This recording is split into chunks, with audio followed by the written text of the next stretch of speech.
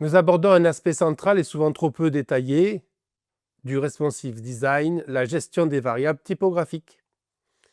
La typographie ne se résume pas au choix d'une police ou à la taille des caractères.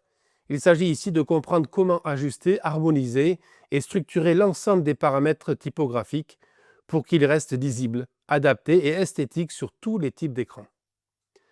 L'un des premiers enjeux est celui de la lisibilité. Sur un smartphone, un texte trop petit devient illisible. Sur un écran ultra large, une police trop fine se perd dans l'espace. Il est donc important d'adapter la taille, l'interlignage, les espacements entre caractères, mais aussi la hauteur de ligne et le gras des titres ou paragraphes. Ce chapitre vous montre comment jouer avec ces paramètres pour garantir un confort de lecture optimal, quel que soit le support. Une notion clé introduite, les unités relatives. Plutôt que de fixer les tailles en pixels, on préfère utiliser des unités comme les pourcentages ou encore des références dynamiques basées sur la taille de la fenêtre d'affichage.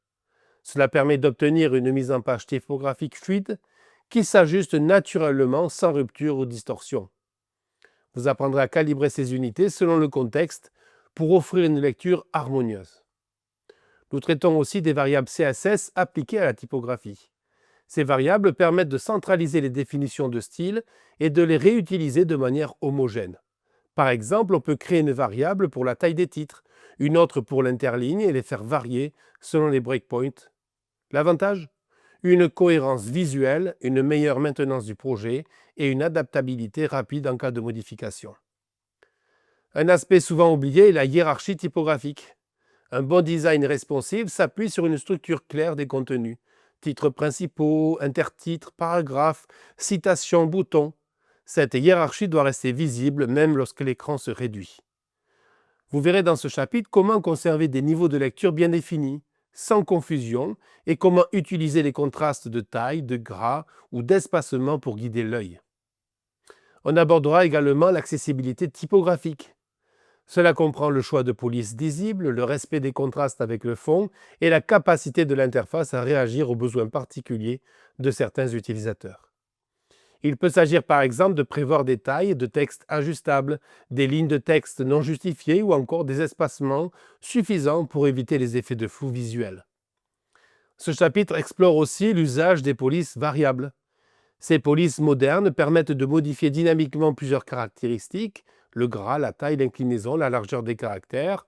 Leur intérêt est de réduire le nombre de fichiers à télécharger tout en offrant une grande souplesse de style.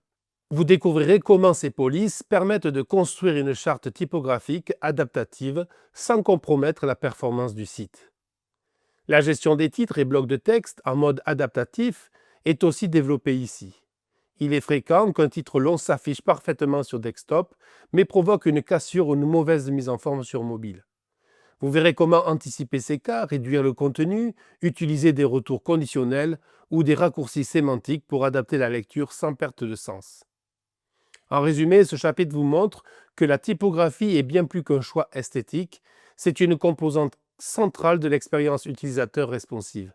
Bien gérée, elle renforce la lisibilité, la hiérarchie de l'information et l'accessibilité du site, tout en participant à l'identité visuelle. Ce chapitre vous fournira donc les clés pour intégrer la typographie comme un outil dynamique et adaptatif au service de vos interfaces web.